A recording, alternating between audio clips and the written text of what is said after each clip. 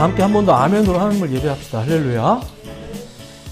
자, 오늘도 데일리 처치의 말씀을 함께 나누는 우리 모든 예배자분들, 특별히 현장에서 예배하는 우리 모든 예배자분들 예수님의 이름으로 환영하고 축복해 드립니다. 자, 신앙의 가장 본질적인 배경, 출발에는 하나님이라는 존재와 하나님의 은혜라는 것이 그분의 속성이 이제 그 위치에 위치하고 있습니다. 그런데 이제 기독교 신앙의 설명에 따르면 죄가 개입한 이후에 바로 그 본질적인 배경에 대한 이해가 손상을 입게 되었어요. 말이 괜히 어렵지만 이런 겁니다. 그 죄 때문에 하나님이 손상을 입은 건 아닌데 그 하나님에 대한 우리의 이해가 손상을 입었다는 거예요. 사실 그 하나님에 대한 이해만 손상된 건 아니에요. 우리 자신에 대한 우리의 이해도 변질되게 되었습니다. 세상 만사에 대한 온갖 이해를 이제 인간 중심으로만 하는 것도 그 손상의 결과라고 할 수 있어요. 우리 사람들이 모든 걸 다 우리 기준으로 생각하잖아요. 그것도 하나의 손상 중에 하나입니다. 어쨌든 그렇게 죄로 인해서 많은 본질적인 것들이 손상을 입었는데 하나님께서 그렇게 손상된 것들을 바로잡기 위한 계획을 세우고 행하셨죠. 그게 구원입니다. 그게 구원. 손상된 것들을 바로잡는 것. 사전적으로 볼 때 이 구원이라는 말은 위험으로부터 건져내다라는 뜻이긴 한데 그 본질을 잘 생각해 보자면 단순히 무엇으로부터 건져내는 것이 아니라 다시금 제자리로, 다시금 원래 모습으로, 그리고 무엇보다 하나님 앞으로, 이런 의미가 바로 이 구원의 의미입니다. 본래 그랬다는 거예요. 본래 그런 것을 다시 회복시키는 거죠. 그래서 회복이라는 말과 구원이라는 말이 보통 같이 이렇게 사용이 되어지는 거예요. 자, 이러한 구원이 있으려면 어떻게 하면 될까? 이 구원이 있으려면 어떻게 하면 될까? 무엇이 필요할까요? 당연히 구원을 이룰 주체가 필요하겠죠. 그러니까 우리끼리 앉아서 야 우리 구원해볼까? 이건 말이 안 돼요. 그런 일이 있을 수 없어요. 그래서 실제로 구원을 이루시는 존재가 당연히 최우선적으로 필요합니다. 그 어떤 것도 우리들을 구원해 주지 못해요. 그래서 구원자가 가장 중요한 문제죠. 그렇다면 이제 구원을 받는 입장에 있는 구원의 대상이 되는 우리 입장에서 필요한 게 뭘까요? 우리도 뭔가 이제 역할이 있는데 필요한 게 있는데 여러 가지가 있겠죠? 근데 이제 일부러 이게 디테일하게 설명을 해보자면 이런 거예요. 많은 게 필요하겠지만 우선 우리가 구원이 필요한 존재구나 라는 것을 인식하는 게 우선이에요. 그게 뭐예요? 뭐 괜히 말 복잡하게 하신다 이럴지 모르겠지만 그게 아니라니까요. 생각보다 그런 인식이 우리 가운데 없어요. 그리고 우리가 실제로 구원뿐만 아니라 여러분들이 일상을 생각해 봐도 그래요. 난 굳이 뭐 필요하지 않아. 이러면 우리가 구해요? 안 구해요? 안 구하잖아요. 근데 이게 필요하다고 생각이 되면 방법도 찾아보고 노력도 해보고 이렇게 하는 거잖아요. 구원에 대해서는 어떠세요? 심지어 기독교인 여러분, 뭔가 이제 점점 살기 좋은 시대를 살고 있는 대한민국의 기독교인 여러분 어떠세요? 구원 간절하세요? 옛날에 기독교인들, 옛날에 이렇게 외국인들에게 복음이라는 걸 받아들였던 분들은 이 성경 잘 알지도 못하면서도 뭐 구원 어쩌고 하면 그게 뭔지는 모르겠는데 그게 되게 얻고 싶었거든요. 그걸 되게 받고 싶었고요. 뭔지도 제대로 모르면서도 구원에 대한 인식, 그런 필요, 이 인식이 있죠.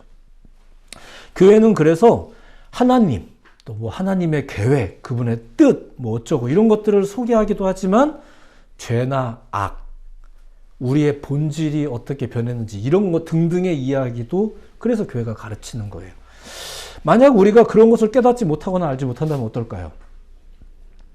그런 거 없어도 뭐 하나님의 은혜로 그냥 때가 되면 구원이 성취가 되나요? 때가 되면 뭐 가고 뭐 나는 마음도 원하지 않는데 막 우리 부모님이 대신해서 헌금하고 부모님이 대신 맨날 작정 기도하고 이러면은 뭐 저절로 천국도 가고 이렇게 되는 건가요? 그렇진 않습니다. 자, 신약 성경 시대라는 게 있어요. 신약 성경 시대. 특별히 예수님의 공생의 기간 불과 3년밖에 되지 않습니다. 근데 그 기간은 어쨌든 인류 역사에서 놓고 본다면 가장 특별한 시기라고 할 수 있죠. 그 축구 좋아하는 사람들이 이런 말을 가끔 할 때가 있어요. 야, 우리는 메시와 같은 시대를 살고 있어. 뭐 이런 말들. 우리는 호날두와 같은 시대를 살고 있어. 이런 말을 하고 있어요. 내가 누구와 같은 시대를 살았다는 것만으로도 굉장히 자랑스럽고 특별하게 느끼는 거죠. 자, 그렇게 인간으로 이 땅에 오셨던 예수님과 같은 시대를 살고 온갖 구원의 역사를 직접 경험했던 사람들, 그게 유대인들이거든요. 심지어 예수님하고 같은 혈통이고요. 그들은 특별한 민족으로서 아주 특별한 시기를 보냈다고 할 수 있습니다.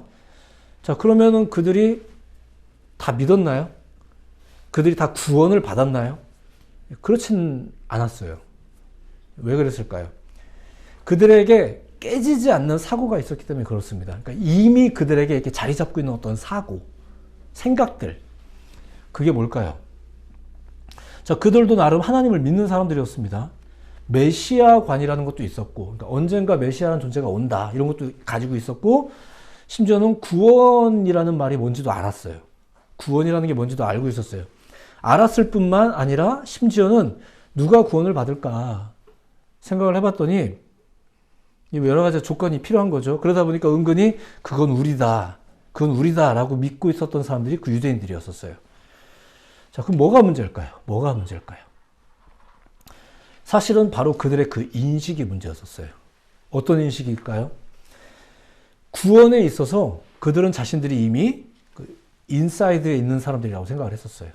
우린 그 안에 있는 사람들, 선택받은 민족들. 놀랍게도 바로 그런 사람들이 예수님의 구원 메시지를 받아들이지 못합니다. 오늘날도 그래요. 오히려 신앙을 깊이 몰랐던 사람들이 복음을 알게 되면 그럼 어떡해요? 큰일 난 거네? 내가 몰랐네. 이렇게 하면서 놀라기도 하시고 하는데 교회를 오랫동안 다녔던 사람들은 감각도 없고 뭐 이런 게 좀 있어요. 유대인들은 진작부터 하나님이 자기들 편이라고 생각을 했었거든요. 이건 종교적인 의미에서 그런 거지만 사실 일반적인 사람들도 마찬가지입니다. 이제 그게 뭐든 간에 그게 돈이든 좋은 차든 좋은 집이든 뭐 여러 가지 뭐가 됐든 간에 나는 그 안에 있기 때문에 안전하다라고 믿는 사람들은 그 구원에 대해서 간절하지 않아요. 내가 뭐뭐 안에 있다고 믿는 사람들. 근데 특별히 유대인의 경우는 어땠다고요? 자기들이 이미 신적인 영역과 신적인 특권 안에 심지어 구원 안에 있는 존재라고 믿고 있었거든요. 자, 그런데 한편 자기들이 아웃사이더라고 생각하는 사람들이 있었어요.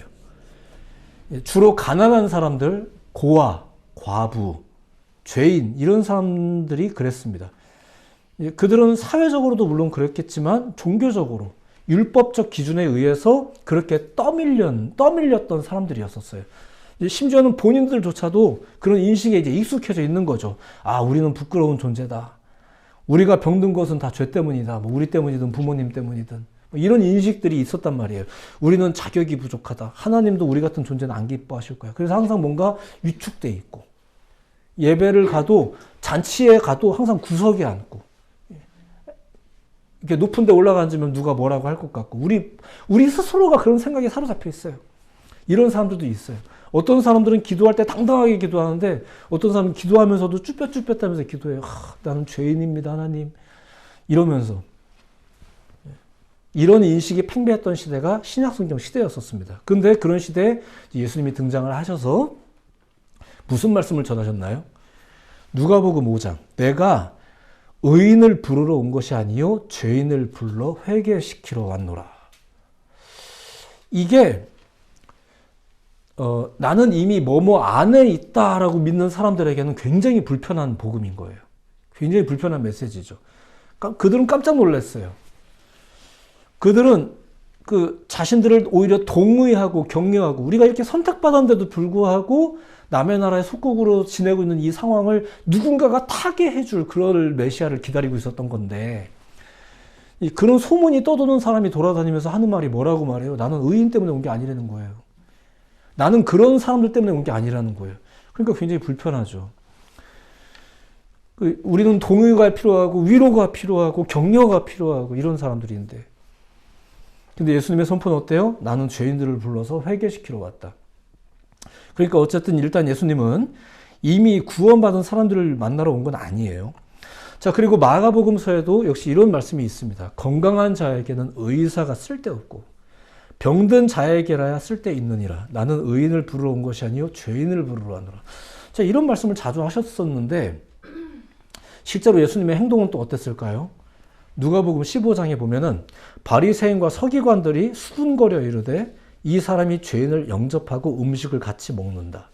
그러니까 바리새인들과 서기관들, 이 사람들은 자기들이 인사이드에 있다고 믿는 사람들이었거든요. 이 사람들이 보기에 예수님은 진짜로 죄인으로 규정된 사람들과 어울렸어요. 그러니까 실제로 그렇게 살았어요. 그래야 되는데 이게 아니라 실제로 그렇게 해버렸어요. 그러다 보니까 당시 의롭다고 여겨졌던 사람들은 당연히 예수님이 싫었고, 당시에 이제 부정하다고 이렇게 여겨졌던 사람들은 예수님이 신기했죠. 가끔 좋기도 하고요. 자, 독실한 유대인이었다가 예수님을 영접한 바울이라는 사람이 있습니다. 그 사람이 자기가 쓴 글에서 이렇게 밝히기도 했어요. 로마서 5장 8절인데 우리가 아직 죄인 되었을 때에 그리스도께서 우리를 위하여 죽으심으로 하나님께서 우리에 대한 자기의 사랑을 확증하셨느니라. 이 사람이 이제 이렇게 고백을 하게 된 거예요. 처음에는 이 사람도 받아들이지 못했거든요. 자기가 믿는 유대교에 심취했던 사람이었거든요. 근데 그가 예수님을 영접한 후에 알게 된 거죠. 아, 예수님은 우리가 아직 죄인이었을 때, 우리가 죄인 되었을 때 우리를 위해 죽으셨구나. 아, 그분이 우리 의인들을 건져내러 오신 게 아니라 우리가 스스로 의롭다라고 믿었던 사람들을 그동안 고생했어 하면서 위로해 주러 오신 게 아니라 오히려 그런 사람들에게는 막 외식하는 자들아 이러면서 괜히 막 야단치고, 우리는 야단 맞으면서도 괜히 기분만 나쁘고 이해가 안 되고 못 받아들이니까, 그분이 하시는 이런 모든 메시지들이 안 받아들여지니까. 왜냐하면 우리는 강한 인식이 있거든요. 그러고서는 맨날 죄인들 어쩌고 이러더니 아, 정말 그분은 그들을 위해서 오셨구나. 이걸 깨달은 그가 디모데전서를 기록할 때 이제 이렇게 증거합니다. 미쁘다. 모든 사람이 받을 만한 이 말이요. 그리스도 예수께서 죄인을 구원하시려고 세상에 임하셨다. 이렇게 말하면서 바울이 뭐라고 말하냐면은 내가 바로 그 죄인 중에 괴수였다. 이런 말씀이 이렇게 나와요. 깨달은 거죠. 아, 나는 내가 인사이드에 있는 사람인 줄 알았는데 나야말로 그런 사람이 아니었구나 라는 걸 깨달은 거예요. 내가 바로 죄인 중에 괴수였다. 복음이 이런 것이다 보니까, 복음이 이런 거예요. 이런 것이다 보니까 이 복음은 누구에게 더 좋은 소식이겠는가? 그쵸. 죄인들에게. 나는 죄인입니다라고 말하는 사람들에게. 죄인으로 규정된 자들에게. 예수님의 표현에 의하면 구원은 잃어버린 자들에게 반가운 소식이었던 거예요. 그러니까 나는 잃어버린 사람 아닌데, 나는 인사이드에 있는 사람인데, 나는 바깥에 있는 사람 아니야 라는 사람들에게는 구원이 안 반가운 거예요. 구원을 바라지도 않고요, 심지어. 그리고 당시에는 어떤 사람들이 있었냐면은 심지어는 자기들도 아, 나는 죄인이다, 나는 그렇게 낙인이 찍혔다, 나는 잃어버린 존재다, 이런 사람들이 있었거든요. 그 사람들한테는 예수님이 그분이 말씀하시는 구원이 기쁘고 간절하죠. 한편 나는 잃어버린 존재가 아니다, 나는 이미 그 안에 있는 사람이다, 이 사람이 뭔데 우리를 판단하냐, 이렇게 생각하는 사람들에게는 구원이 간절해요? 예수가 반가워요? 안 그랬다는 얘기예요. 자, 오늘 우리가 읽은 책이 이제 누가복음의 한 부분입니다. 자, 개인적으로 누가복음을 참 좋아해서 여러분에게도 몇 번 설명한 적은 있는데, 특별히 이 부분이거든요. 여러분들이 오늘 읽은 이 부분인데 간단하게 설명하면 이런 겁니다. 예수님의 사역이라는 게 주로 갈릴리 지방의 가버나움이라는 도시와 유대 땅의 예루살렘이라는 곳에서 주로 이제 있었어요. 특별히 예수님이 마지막 십자가 사건을 위해서 이제 예루살렘으로 가셨는데, 이 이야기, 갈릴리에서 예루살렘으로 가시더라라는 이야기가 4개 복음서에 다 있거든요. 다 있는데 마치 이제 그냥 여기 있다가 여기 가셨다 이렇게 그냥 쉽게 건너갑니다. 근데 사실 그 과정이 순탄하진 않았어요. 근데 그 순탄하지 않은 이야기를 굳이 담은 책이 유일하게 누가복음이에요. 그러니까 그 이야기가 없어도 복음서가 되는 데는 아무 문제는 없습니다. 그러니까 그 중간 과정을 담지 않은 마태복음, 마가복음, 요한복음도 그냥 복음서가 맞아요. 괜찮아요. 그것만 봐도 예수님이 어떤 분인지 알 수 있고 예수님 통해서 성취된 모든 복음의 이야기를 아는 데는 아무 지장이 없습니다. 근데 누가복음은 굳이 요 여정, 요 중간 여정을 담고 있죠. 그게 자그마치 누가복음 9장에서부터 오늘 여러분들이 보신 19장까지입니다. 굉장히 많은 지면을 할애해서 담고 있죠. 누가복음의 저자가 뭘 중요하게 본 걸까요? 그리고 그걸 왜 기록을 한 걸까요? 자, 이 기록에는 뭐가 주로 기록이 되었을까? 소위 그 죄인들로 규정되어졌던 서민적인 사람들, 주요 도시 가버나움과 예루살렘이 아니라 더군다나 이제 중간인 그 사마리아 땅이 아니라 이게 베레아 지역, 데카폴리스, 데가볼리 지역 10개의 소도시 그쪽 지역으로 돌아서 왔거든요. 그러니까 원래는 안 만날 사람들, 안 만났을 사람들의 이야기가 주로 여기에 많이 기록이 되어 있어요. 그러니까 이 사람들 이야기 여러분들 몰라도 상관없는 사람들, 그 사람들이 등장을 하는 거예요. 그리고 그 사람들 중에 마지막 등장하는 게 누구냐면 바로 오늘 본문인 삭개오예요.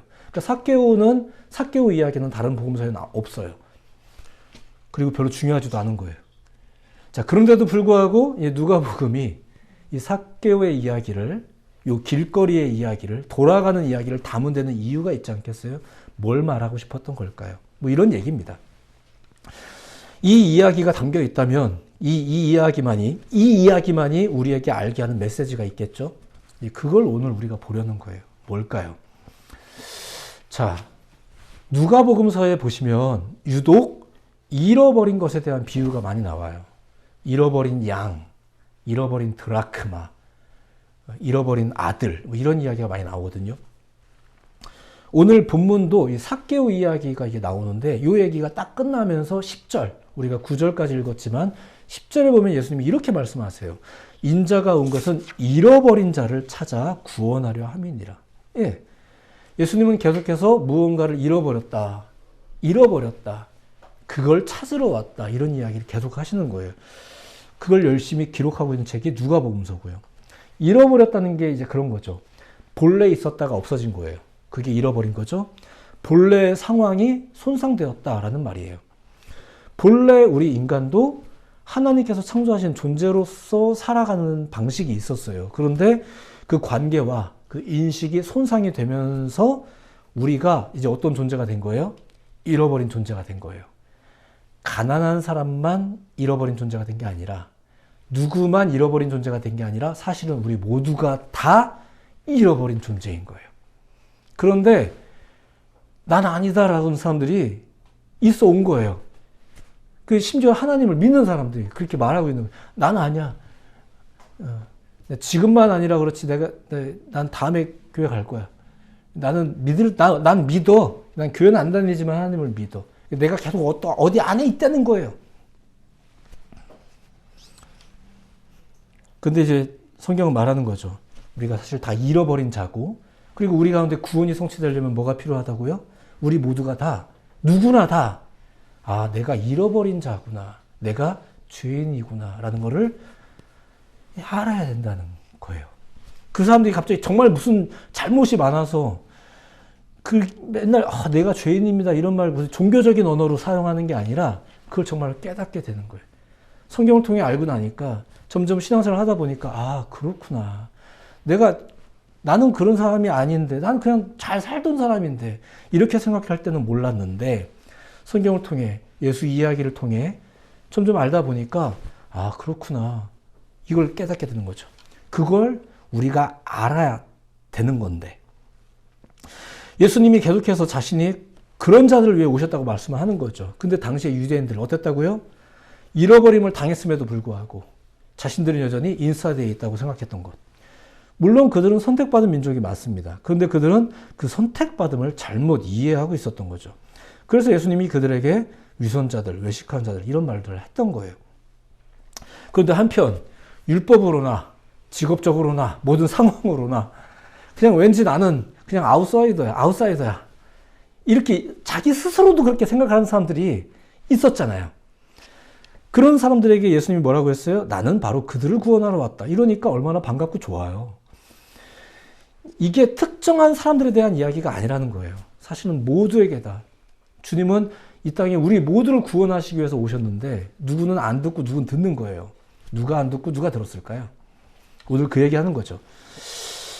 이제 그렇게 생각하지 않은 자들과 뭐 때문이든 그렇게 생각하는 자들이 있었다는 이야기를 드리는 거죠. 여기에서 이제 중요한 사실은 이런 거죠. 구원이 하나님의 은혜로 성취가 됩니다. 믿으시기 바랍니다. 근데 엄밀히 말하자면 그 구원을 위해 우리가 또 먼저 가져야 될 인식이 있다는 거예요. 그게 바로 잃어버린 자 인식이라는 거죠. 아까도 말씀드렸지만 그냥 때 되면 하나님이 알아서 그 은혜로우신 분이니까 때 되면 알아서 하나님이 구원을 그냥 다 하십니까? 여러분들 그냥 나는 그냥 나대로 할 테니까 때 되면 뭐 언젠가 교회 가겠지 이겁니까? 그러면 되는 건가요? 그게 아니라는 거예요. 우리가 해야 될 몫도 있죠. 그 중에 첫 번째는 잃어버린 자 인식이라는 거. 나는 해당 안 되는데 라고 생각하는 사람들은 구원의 길이 활짝 열렸어도 그 길을 가지 않죠. 누가 가요? 자신에게 구원이 필요하다고 믿는 사람들. 자신이 바로 그 잃어버린 자라는 것. 자신이 죄인이라는 것을 깨닫고 인정하는 사람들. 예수님이 자주 이렇게 묻는 거예요. 네가 믿느냐? 믿어야 되는데 이 인식이 없으면 어때요? 안 믿죠. 안 믿는 거예요. 더군다나 예수님이 말씀하시는 그런 구원, 예수님이 말씀하시는 그 구원이 또 우리가 기대하는 그런 종류의 구원이 약간 아니거든요. 그러면 구원이 우리는 안 필요해요. 우리는 그냥 여기가 좋죠. 이 땅이 좋아요. 뭐 이런 거랑 비슷해요. 구원 역사는 분명히 우리의 선제된 어떤 이해, 우리의 몫이 있습니다. 구원의 길은 누구에게나 열려있지만 누구나 그 길을 가지는 못해요. 스스로 잃어버린 자 인식을 가지고 그것을 갈망하는 사람들에게만 구원이 있어요. 이곳에 계신 여러분들이 그렇게 구원을 갈망할 수 있는 분들이시기를 예수님의 이름으로 축복해 드립니다. 자, 오늘 본문에 등장하는 주인공 삭개오. 삭개오를 간단하게 소개를 해드립니다. 그는 자타공인 죄인입니다.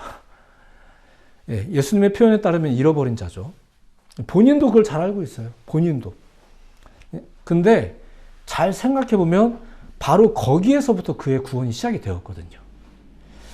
자, 이제 그 사람을 잠깐 소개해 드립니다. 그 사람의 직업이 세리거든요. 세리.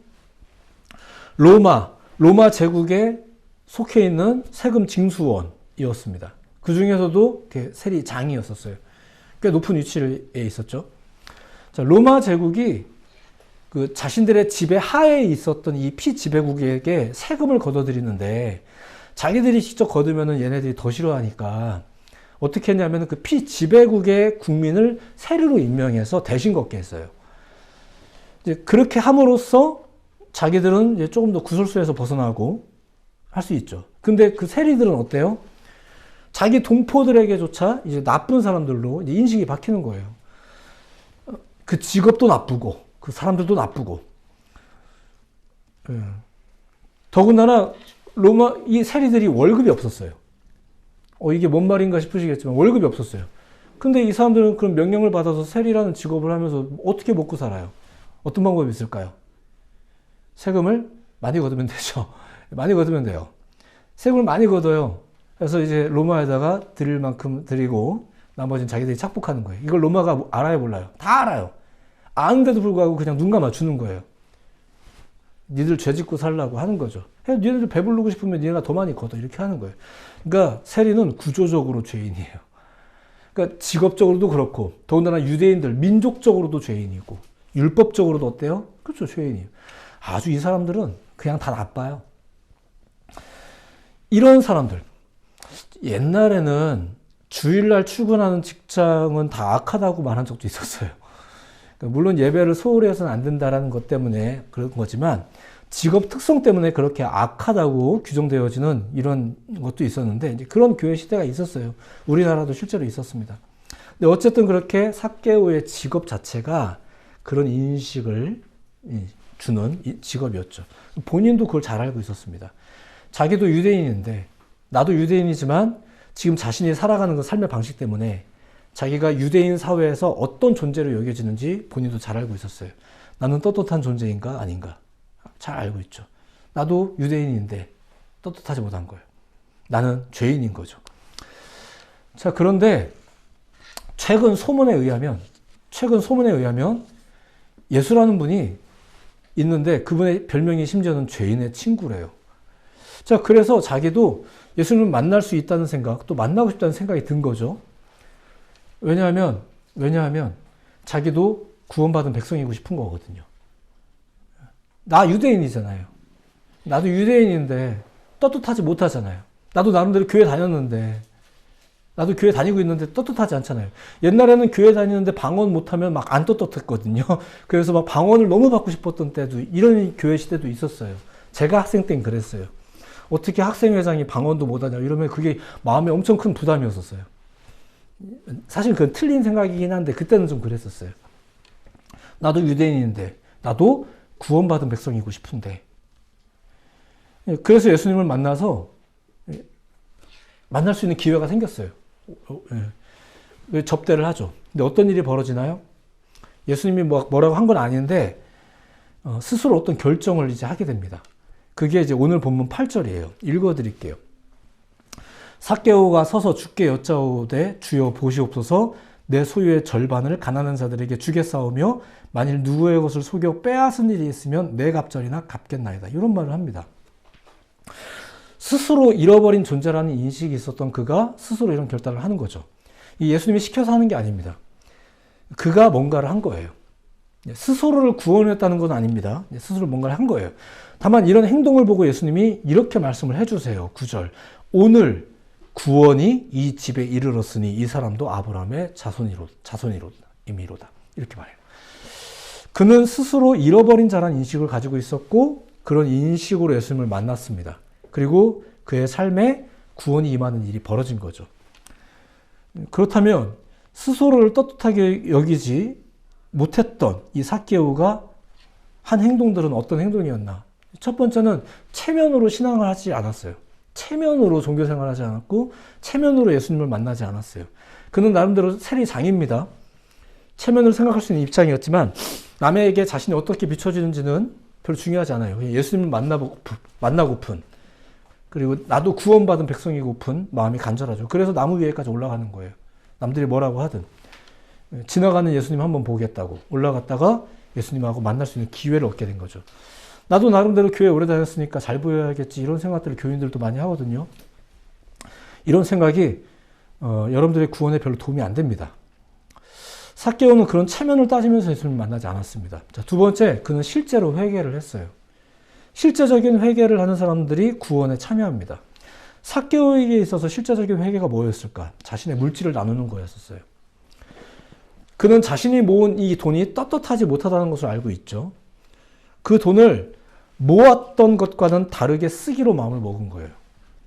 신앙을 가지면 다 재산을 처리해야 된다. 이건 아닙니다. 여러분들에게 그런 오해가 없기를 바랍니다. 삭개오의 경우가 그랬다는 거예요. 본인이 행하던 세금 수탈 방법이라는 게 있잖아요. 내가 잘 알고 있는 거. 그래서 그가 그 방법을 이제 회개하는 거예요. 이렇게 한 거죠. 내 소유의 절반을 가난한 자들에게 주겠사오며 누구를 속여서 뺏은 게 있다면 내 갑절이나 갚겠다. 이런 계산법을 지금 예수님이 지시한 게 아니잖아요. 교인들은 이렇게 해야 됩니다. 이런 게 아니라니까요. 이런 룰이 아니라니까요. 그가 그렇게 회개를 한 거예요. 실제로 회개를 했고 실제로 회개했기 때문에 그가 구원을 받는 거죠. 누가복음서는 지금 그런 이야기를 통해서 예수님이 어떤 분인지와 삭개오가 어떻게 구원에 이르게 됐는지, 어떻게 구원에 이르렀어요? 자기가 잃어버린 자라는 걸 인식하고 있었다는 것과 실제로 회개를 했다는 것. 그냥 일주일에 한 번씩 고백성사, 용서해 주옵소서라고 기도한다든가, 아니면 말 한마디 툭 던지고 난 회개했으니까 하나님이 알아서 회개해 주시겠지, 이게 아니라는 거예요. 건강해지고 싶으세요? 운동하세요. 거기에 적절한 조치를 하세요. 돈을 들이고 노력을 들이고 하셔야 돼요. 그거랑 비슷합니다. 노력을 하는 거죠. 말씀을 정리합니다. 오늘은 그냥 이렇게 말씀을 정리할까요? 저는 예배 후, 설교 후에 성도님들이 자신의 과제를 많이 깨닫기보다 하나님을 그만큼 더 잘 아는 게 옳다라고 믿으면서 말씀을 전하고 목회를 하고 있습니다. 일단 그게 우선이고 신앙생활의 균형이라고 믿기 때문에 그래요. 설교가 끝난 다음에 우리가 뭘 해야 되겠다라는 걸 배우고 가는 것보다 하나님을 더욱더 깊이 아는 것, 하나님을 깊이 아는 여러분들이 되기를 예수님의 이름으로 축복해 드립니다. 근데 구원 역사는 그게 다는 아닌 거예요. 구원하시는 분은 하나님이시다. 하나님은 우리를 구원하시기 원하신다.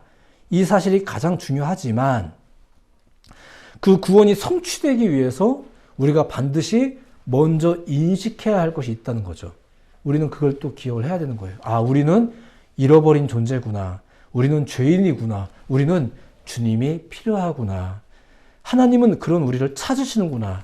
나도 이대로 가만히만 있어서는 안 되는 거구나. 이런 인식들이 필요하다는 거예요.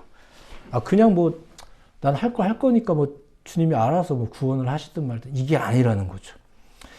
예수님은 바로 그런 자들을 통해서 구원을 성취해 나가신 거예요. 그래서 항상 확인을 하는 거죠. 네가 믿느냐. 그러니까 믿어야 되는데, 이런 인식을 가져야 되는 거죠. 경우에 따라서는 뭔가 하기도 해야 돼요.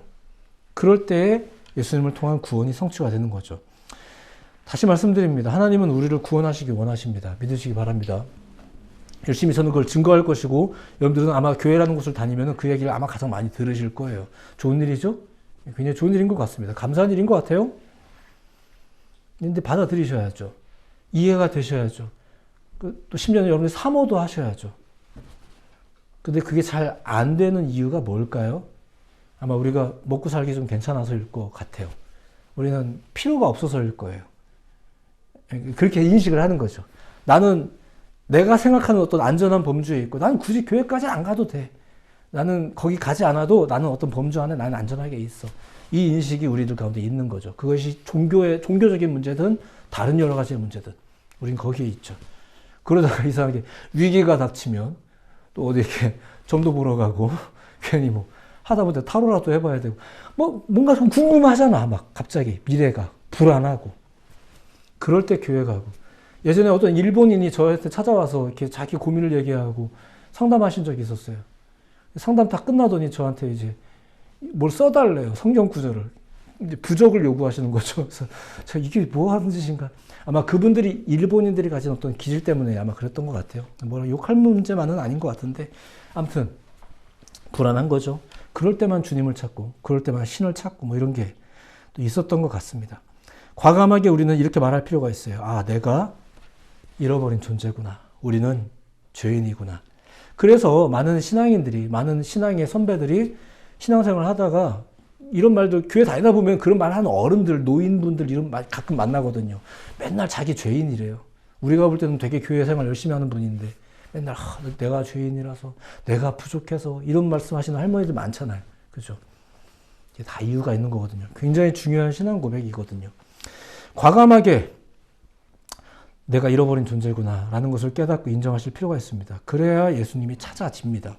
그저 종교 생활에 익숙해지는 것이 충분하지 않아요. 우린 조금은 진지해질 필요가 있어요. 저는 지금도 누군가가 구원받는 일이 여전히 계속될 거라고 믿고 있습니다. 그래서 저는 이 일을 하고 있는 것이고 그 여전히 실제로 그런 일들은 벌어지고 있고 실제로 그런 요구를 따라 기도를 요청하시는 분들을 많이 만나고 있어요. 놀라운 일이죠. 주님의 구원이, 이미 성취된 주님의 구원이 우리 가운데 있어요. 그러면 이제 필요한 건 그거예요. 믿고 간구하는 자들이 필요하죠. 구원, 축복, 은혜, 우리가 이런 것에 중독되어 있을 수만은 없는 거예요. 그거 거저 일어나는 일들은 아닙니다. 조금은 진지하게 잃어버린 자 인식이 필요해요. 그리고 하나님 앞에 간절하게 회개도 하고 깨어있고 실제로 회개도 하고 이런 일들이 필요하죠. 왜 그런지를 성경을 통해 깨달아야 돼요. 그리고 예수님을 사모해야 돼요. 믿고 회개하는 자에게 구원이 있습니다. 믿으시기 바랍니다. 우리는 성경을 통해서 그런 이해를 꾀하는 거예요. 삭개오 이야기 몰라도 상관없으세요. 하지만 그런 이야기를 우리가 듣는 거죠. 제가 일주일 동안 살면서 이런 사람들 만났어요. 여러분들 뭐 알 필요가 뭐가 있겠어요. 근데 제가 굳이 이런 얘기를 왜 하겠어요. 그냥 그런 얘기도 있대요. 아무튼 가끔은 여러분들이 좀 궁금해 하셨으면 좋겠어요. 그 사람은 뭐라고 그래요? 가끔 여러분이 그런 것도 좀 궁금해 보셨으면 좋겠어요. 그리고 무엇보다 여러분들 안에 그런 마음들이 일어났으면 좋겠어요. 위기가 있을 때만 막 기도 좀 해주세요. 이렇게 무당 찾아가듯이 그렇게 하지 말고. 너무 중요한 문제입니다. 여러분들 안에 잃어버린 자 인식이라는 것. 그래서 여러분들에게 오늘 그 인식이 아주 익숙했던 사람 한 명을 그냥 소개해드린 거예요. 성경에 이런 사람들 되게 많았어요. 그냥 가난한 사람들만 구원받는다 이건 아니고요.